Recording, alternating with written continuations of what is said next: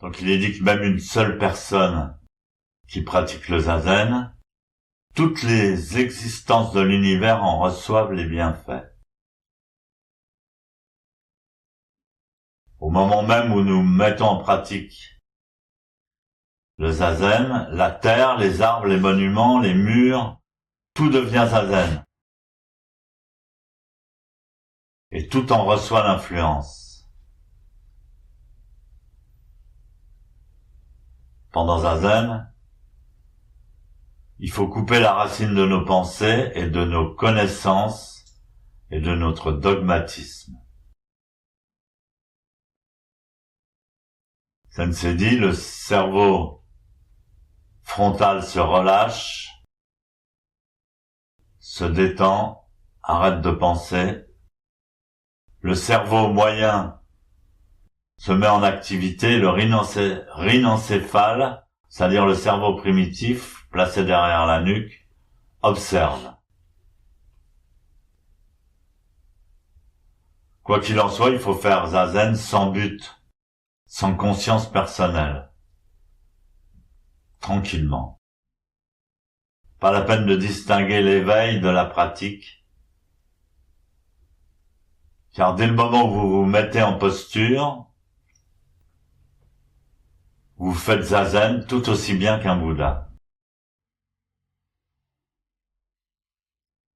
Il est à noter que l'éveil du zazen n'est pas un phénomène psychologique spécial et momentané, mais qu'il continue sans cesse. Il influence l'éternité. Il peut changer le passé, le présent, le futur, dans tous les univers. Donc si une personne qui réalise zazen a une influence sur toute chose, un grand nombre de personnes qui pratiquent ensemble ont une influence encore plus immense et merveilleuse. Au-delà de toute imagination, les bienfaits du zazen sont illimités. Pour ceux qui sont arrivés seulement à 11 heures, je lis un texte qui furent les premiers enseignements donnés par Maître Dogen à des laïcs japonais qui ne connaissent pas du tout le zazen. Alors quelqu'un pose une question à Maître Dogen. Maître, il y a beaucoup de postures dans la pratique du Bouddha, comme par exemple marcher en kinine ou se tenir debout en gassho en joignant les mains, s'asseoir en zazen bien sûr, et même la posture du Bouddha allongé est mentionnée, et puis des tas de postures qu'il fait avec ses mains, des mudras. Alors quand on explique aux débutants la voie du zen, on leur recommande de pratiquer la posture assise. Mais ce n'est qu'une des nombreuses postures préconisées par le Bouddha. Pourquoi donner la préférence à la posture assise en disant que c'est la porte principale de l'enseignement? Maître Dogen répond. En effet, il serait difficile de calculer toutes les attitudes et toutes les postures que tous les Bouddhas ont successivement adoptées depuis les temps anciens. Chaque geste, chaque attitude peut nous faire rentrer dans l'expérience réelle de se connecter avec ce qui est. Il n'y a pas que le zazen.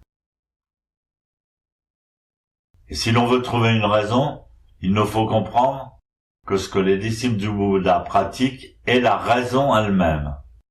Cela s'appelle pratiquer l'éveil dans la vie quotidienne. On ne devrait pas chercher de raison en dehors de cela. Je vois dans ce dojo souvent les débutants qui viennent pratiquer pour la première fois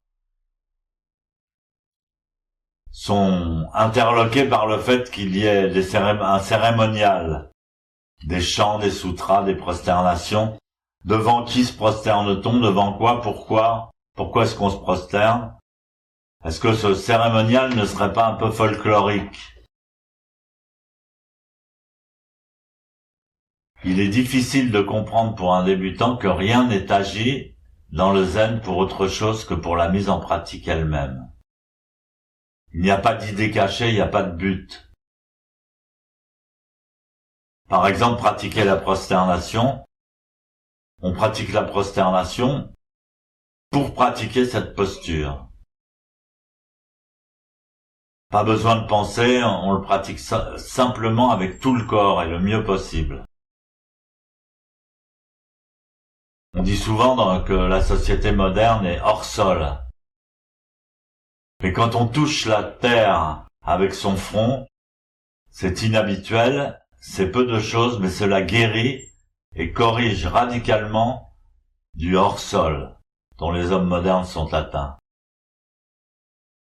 En fait, la prosternation n'est pas faite pour adorer quiconque ou pour vouer un culte à une divinité, mais simplement pour se réajuster par rapport à ce qui nous entoure,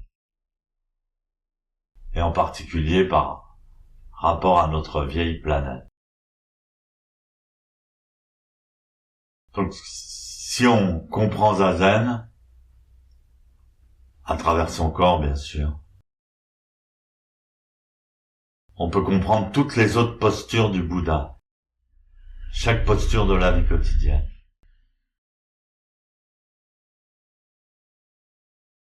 Et Sensei disait que la prosternation, les 3 prosternations qu'on fait, les Sanpai, ça s'appelle, où on touche le front avec le sol, était extrêmement efficace pour se reconnecter à la terre. Il disait que si les chefs d'État pratiquaient Sanpai, ils pourraient changer, éviter les guerres et changer beaucoup de choses.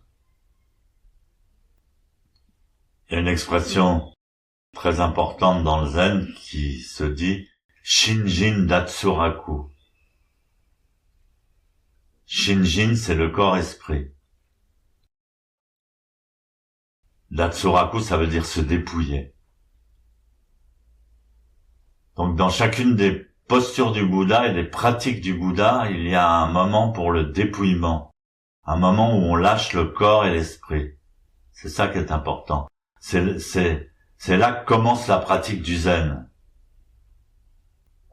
On trouve ça dans toute la vie, on trouve ça dans le sport souvent. Les grands champions, des fois, se dépouillent du corps et de l'esprit et arrivent à faire quelque chose de presque divin, manière de contrôler le ballon. D'ailleurs, j'ai remarqué que dans le football, par exemple, il y avait toujours un petit cérémonial. Chaque joueur avait un petit cérémonial avant de rentrer sur le terrain, en fait. Il savait que un bon jeu de football est presque surnaturel. C'est ça que les supporters attendent. Et le zen, c'est pareil. Donc, dans le zazen, il doit y avoir un dépouillement du corps et de l'esprit. Dans la prosternation aussi, au moment où on touche le front avec le sol et où on lève les mains sur les côtés du crâne, il y a Shinjin Datsuraku. Dépouillement du corps et de l'esprit.